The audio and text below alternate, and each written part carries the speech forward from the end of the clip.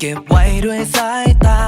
แต่เธอไม่รู้บอกให้เธอรู้เลยสวัสดีค่ะทุกคนအားလုံးပဲမင်္ဂလာပါเนาะ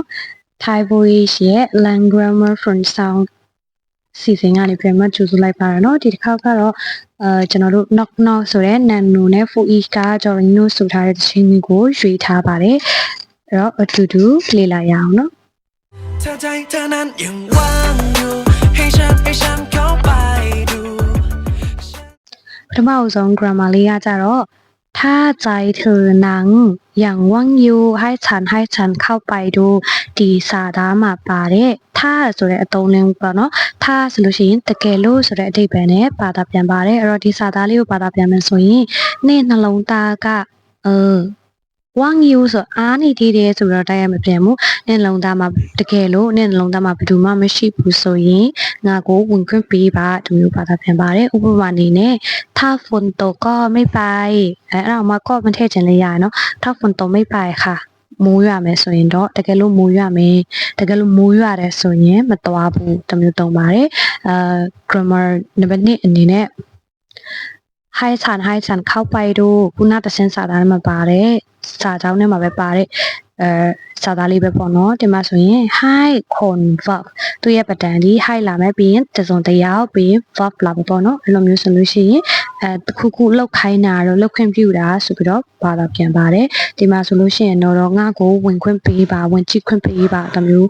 ဘာသာပြန်နေပေါ့နော်ဥမာအနေနဲ့ဆိုရင်မဲဟိုင်းဆန်ပိုင်တက်လက်အမေကငါ့ကိုစေးသွားခွင့်ပြုတယ်တမျိုးပြောချင်လည်းရတယ်အမေကငါ့ကိုစေးသွားခိုင်းတယ်တမျိုးပြောရင်လည်းရတယ်ပေါ့နော်ให้ฉันได้รู้ที่ได้ไหมว่าข้างในนั้นมีใครอยู่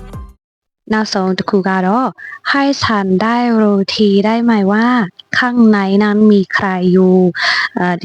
ဒီစာသားလေးမှာပါတဲ့တိုက်မိုင်ဆိုတဲ့ဟာလေးပေါ့နော်တိုက်မိုင်ဆိုရင်ဒီဟာလေးကpermission တောင်းတာပေါ့နော်ရမလားဆိုပြီးတော့ခွင့်ပြုချက်တောင်းတယ် permission တောင်းတဲ့ပုံစံလေးပြီးတော့တစ်ချက်သတိထားမှာကဒီမှာရေးထားတဲ့စလုံးပေါင်းထားတဲ့မောအရော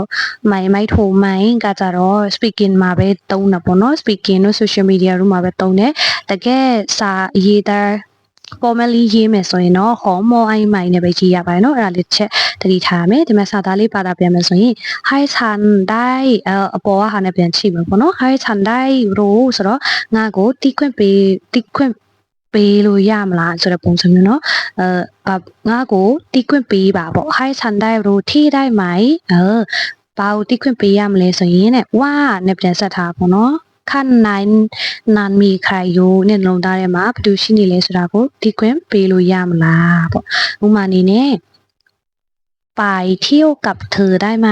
ไปเที่ยวกับเธอได้ไหมသူနဲ့တွားလေလို့ရမလားဒီမျိုးနေ့တူကမှလည်းတိုက်မိုင်းဆိုပြီးတော့တုံးလို့ရပါတယ်ပေါ့နော်